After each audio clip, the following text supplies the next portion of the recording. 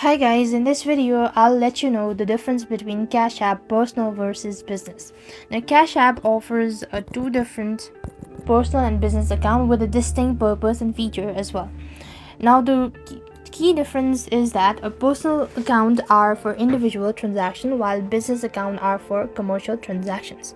And similarly, a personal account do not charge fees for receiving money, whereas business account have about 2.75% processing fees on each payment received as well.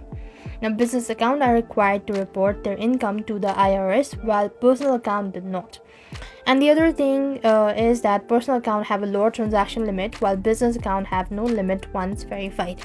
And business account offers features like payments link, QR codes, and detailed transaction analyst which are not available in personal account as well.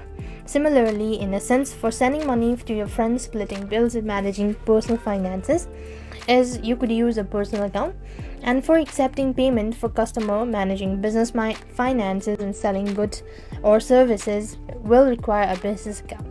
So you could go ahead and read about the terms and conditions as well, and that is how you could get to know about the difference between Cash App personal versus business. I hope the video was helpful. Make sure to like, share, and subscribe. Thank you for watching. See you in the next video.